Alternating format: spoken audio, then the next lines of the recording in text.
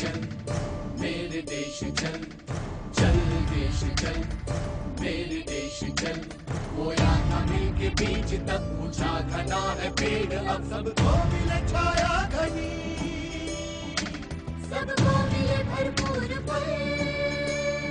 अगर आज हम अपना सर गर्व से उठा सकते हैं तो सिर्फ इसलिए कि हमसे पहले बहुत से लोगों ने इस देश की जिम्मेदारी अपने कंधों पर उठाई है। चल देश चल, मेरे देश चल, चल देश चल, मेरे देश चल।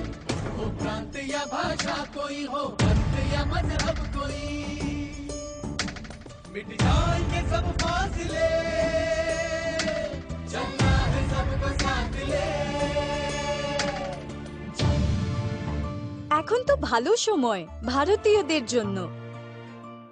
आज के भारत की नींव है भारतीयों की आयकर अदा करने की सालों पुरानी परंपरा। आजादी के 86 साल पहले शुरू हुई ये परंपरा आज आजादी के 64 साल बाद भी जारी है। 1857 में भारत ने अपने पहले स्वतंत्रता संग्राम का उद्घोष किया। अंग्रेज सरकार को युद्ध पर हुए खर्च को पूरा करने के लिए अधिक राजस्व की आवश्यकता पड़ी। इसी के मद्देनजर तत्कालीन finance member sir James Wilson ने भारी विरोध के बीच पहला आयकर कानून प्रस्तुत किया, जिसे 24 जुलाई 1860 को गवर्नर जनरल की स्वीकृति मिली।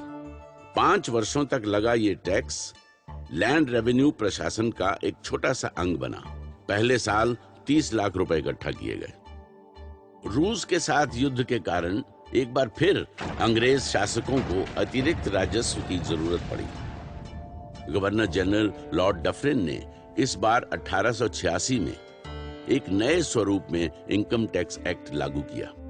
इस बीच भारत में अनेक राजनीतिक बदलाव आ रहे थे। मोंटेगू चेम्सफोर्ड रिफॉर्म्स के तहत सन 1919 में गवर्नमेंट ऑफ इंडिया एक्ट बना। इसमें केंद्रीय और प्रांतीय सरकारों के अधिकारों का बंटवारा हुआ। आयकर को केंद्रीय विषय में रखा गया। 1922 में लागू किया गया ऐतिहासिक इनकम टैक्स एक्ट एक लंबे समय तक भारत में कर व्यवस्था का आधार रहा और 1924 में कर प्रशासन एक समर्पित सेंट्रल बोर्ड ऑफ रेवेन्यू को सौंप दिया गया। उसके अधीन इनकम टैक्स कमिश्नर्स और अन्य अधिकारी नियुक्त हुए और एक नए आयकर विभाग का उद्भव हुआ। फिर 1947 में आई एक नई सुबह, नई सोच, नया निश्चय। Long years ago, we made a tryst with destiny, and now the time comes when we shall redeem our pledge. विभाजन का कोहराम और अलग अलग रजवाड़ों को मिलाने का काम देश के लिए सबसे बड़ी चुनौती थी। सपने तो बहुत बड़े थे, सुख और उम्मीदें भी बहुत ज्यादा थीं और ये मालूम था कि इसके बाद जो भी करेंगे हम अपने देश के लिए करेंगे, अपने लिए करेंगे। आर्थिक विषमता मिटाने और देश के विकास में आयकर की भूमिका और महत्वपूर्ण हो गई। 1957 में नागपुर में IRS direct tax staff college की स्थापना हुई, जो अब राष्ट्रीय प्रत्यक्ष कर अकादमी के नाम से जाना जाता है। 1961 में नया इनकम टैक्स एक्ट लागू हुआ, जिसने प्रोग्रेसिव टैक्स एग्जम्पशन के जरिए बचत बढ़ाने और निवेश को पिछड़े इलाकों की तरफ मोड़ने जैसे व्यापक उद्देश्यों की पूर्ति की। धीरे धीरे एक युवा राष्ट्र का निर्माण हो रहा था। 1 जनवरी 1964 को कर और कर प्रशासन की बढ़ती जरूरतों के कारण सेंट्रल बोर्ड ऑफ रेवेन्यू को 2 भागों में बांटा गया। डायरेक्ट टैक्सेस का कार्य central board of direct taxes को दिया गया। The Green Revolution would not have been possible but for the fact that the government had a good technology that was possible because taxpayers were providing the funds to support.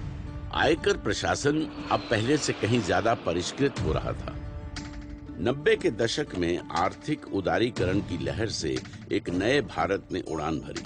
सरकार और जनता के सामूहिक उद्यम से विकास की गति कई गुना तेज हो गई। उदारीकरण से आयकर भी अछूता नहीं रहा, कर की दर कम हुई और कर संबंधी सेवाएं बेहतर। When you look around, you look at your country, look at the development, you feel that some of that development has come from my contribution towards my country. Bharat में आयकर राष्ट्र निर्माण और स्वैच्छिक अनुपालन के सिद्धांत पर आधारित है। कर प्रक्रिया जितनी सरल होगी, अनुपालन उतना ही बढ़ेगा और राजस्व भी उतना ही अधिक इकट्ठा होगा। इसी सोच के साथ आयकर विभाग तेजी से ई गवर्नेंस की तरफ बढ़ा है। आईडी प्रूफ कभी नहीं सोचा था इस कार्ड से लाइफ इतनी सिंपल हो जाएगी। बेंगलुरु स्थित भारत का सेंट्रल प्रोसेसिंग सेंटर अपनी किस्म का दुनिया का सबसे बड़ा और सबसे विकसित नेटवर्क है। यहाँ सारे ई फाइल रिटर्न्स प्रोसेस किए जाते हैं। मैंने जुलाई में ही अपने रिटर्न्स ई फाइल कर दिए थे और सितंबर में तो मुझे रिफंड भी आ गया। देश की हजारों बैंक ब्रांचों में आप कहीं भी टैक्स जमा कर सकते हैं। ये सहज और सुगम फॉर्म्स भी आपके और मेरे जैसे आम आदमी के लिए हैं।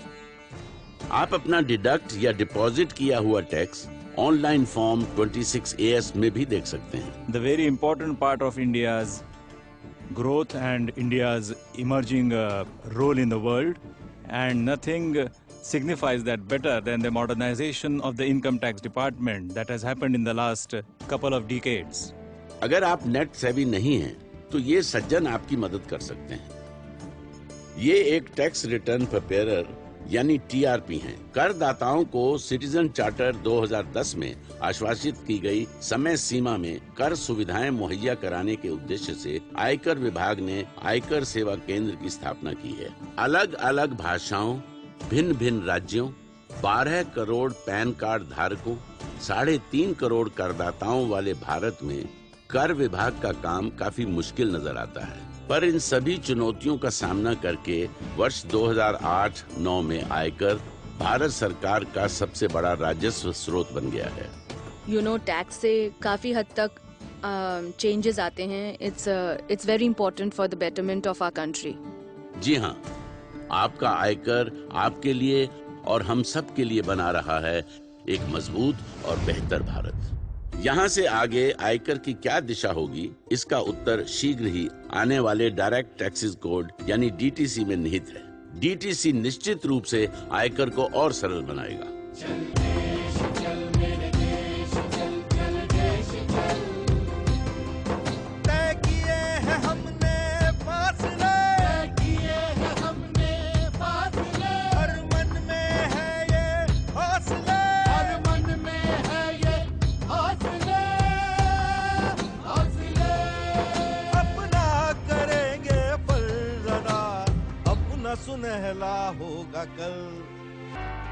I take this opportunity of congratulating the Department of Revenue, Central Board of Direct Taxes, all the officers and staff for the tremendous achievement they have achieved during these years.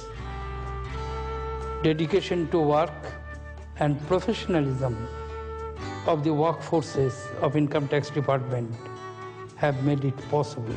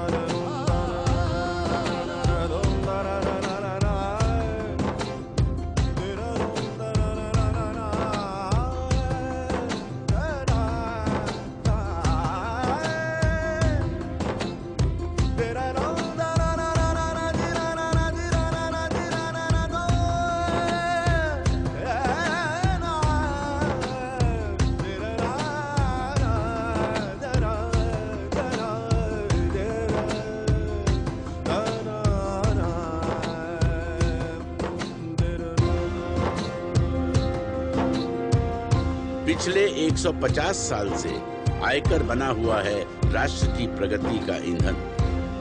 आयकर के 150 साल, राष्ट्र निर्माण के 150 साल। जय हिंद।